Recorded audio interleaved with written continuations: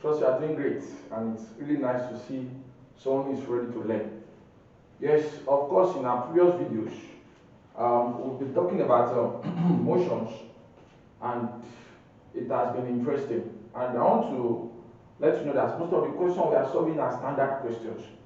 And if this is your first time of watching our videos, I would like you to subscribe. Click on the like button, share with your friends. And possibly you might have a challenge or you have some difficulties. Place it on that comment box as we address it in our subsequent videos. Enjoy the video. Now, at this point in time, I want to talk about force. But here is a question before us. But before we address this question, we need to actually make note to us the concept of force. So what is force? An agent that change the position of an object or brings a body in a uniform motion to rest. That's just so. And force is actually applicable in virtually everything we do. Example, if I should hit this board now, glass, what will happen with a big force? It will create a kind of a effect of the force on the board, showing that a force has been applied. So force affects the shape of an object. Force distorts the strength of an object. Force has a lot of implication and effect when impacted on an object. An example, when you push your car, you feel something. That muscle that is impacted on the body of that car is a force. When you draw your car, and a force has been applied so that it has moved the vehicle from that original position and changed that position. And we have different types of force. Yes, types of force. We have different types of force. We have two. Now we have the contact force. Then we have the force field. Yes, we have the contact force and the force field. And now you know the contact force. The contact force are actually forces involved with objects we can touch. Before the force is having or has an effect on an object, you have to touch that object. An example, when you pull your vehicle, is a contact force because you are dragging the vehicle. You push your vehicle, is a contact force. When you play football, is a contact force. When you carry a bag of cement with your hands, is a contact force. So any implication or application of force that has to do with a touch between the two, the force that is being applied and the force on that object is said to be what? Contact force. Now we have the force field. Force field is just the effect of a force on an object without touching it. I can say non-contact force. An example is the gravitational force. Then we have the electrostatic force. Then we have the magnetic force. Yes, gravitational force, of course, you know, is the force that tends to bring an object towards the center of the earth. It's an attractive force that attracts an object towards the center of the earth. Any object suspended on the space is being attracted towards, even the moon that is about the sun that is at 1.5 times 10 power 6 kilometer away is still being exhibiting a gravitational force on the earth. The moon also is being attracted by the earth, like your mango tree that is on top of that tree is being attracted. Once it falls, there's a force on that mango tree, on that mango, that tends to bring it towards the center of the earth. So that force that brings an object to the ground, when put it in the ground or earth, is a gravitational force. Yes. Then we have the electrostatic force. Yes, electrostatic force is another force that tends to do with the effect of charge, like electricity, the positive charge, negative charge, where charge is being felt. Yes, an electrostatic force. Then we have the magnetic force. Magnetic force is the force around a bar magnet. Yes, when you place a pin iron in a table and you place your magnet on it, now that bar magnet, attracts all the ions to itself. So that force that attracts the ion to the magnet is said to be what? A magnetic force. So force field, the gravitational force, electrostatic force, then the magnetic force. Then the contact force, we have the force of pull and push.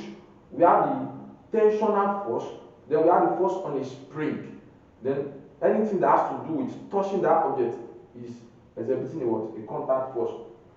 Now, in that contact force, we still have the force of sliding and friction. Yes, frictional force is also part of, because when friction occurs in an object, there's a contact between the opposing object. There's a relative motion between the opposing objects that has to touch each other.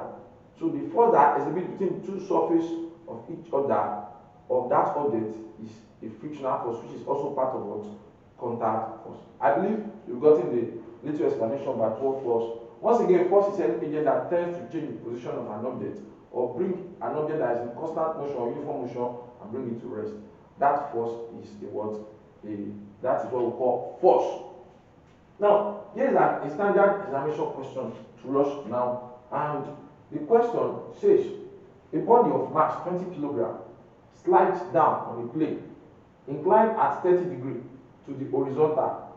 If a constant resisting force of 40 Newton acts on the body, its acceleration down the plane, yes, they are trying to say the acceleration down the plane, yes, I think it's plane, down the plane is dash. So the question directly is that what is the acceleration down the plane? Of course, we are going to exhibit the principle of force to actually solve this question. First of all, you need to know that force is a what? Force is a vector quantity. Yes, force is a vector quantity, and then force, the formula for force is equal to mass times acceleration. Yes, acceleration. And then the mass, the unit is what? Is Newton. Yes, you can as well put it as what? MA. Yes, where M is kilogram, A is what? So you can say it's kilogram meter per second square or Newton. So that T minus 2. So this is the dimension of force, this is the unit of force, and force is what? Is a vector quantity because it's acting towards a direction which is what? The center of the earth. So let's quickly solve this question. Because we've got what? 30 degrees. And now to the horizontal, and let the mass of the body be what? The mass is 30 kg. But you know, this is a body that is sliding downward. But the question says, if a constant resisting force of 40 Newton acts on the body, this body is having a mass, because the mass of the body is actually a function as impact on the force on their body, and the mass is 20 kg, and this force is also acting based on acceleration to gravity, and there's another force dragging it upward. This body wants to go downward, but there's an upward force trying to resist the downward movement. So what do we do? Let me say resisting force. Let me put as resisting force. Resisting force is equal to what? 40 Newton. So how do we calculate this? We say, what is the acceleration down the plane? That means with this resisting force, it's actually going downward, but it's not free because the force is resisting the body. So how do you solve this question? The resisting force is 40 Newton. Let me tag it Fr is equal to 40 Newton. Now, what is the force of this object acting downward?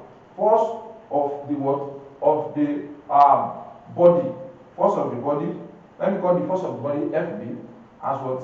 Mass times acceleration, theta. So if A is equal to g sine theta now, so let's substitute into the formula. It's going to be what? M times A is what? G sine theta, g sine theta. So what's the mass? The mass is 20. So F is equal to what? Mass is what? 20 kg times g is what? 10 times sine theta is what? Theta is 30 degrees. So we are going to have sine 30 is 0.5. 0.5 times 10 to give us 5. Then 5 times 20 to give us 100 Newton. So F is equal to what? 100 Newton.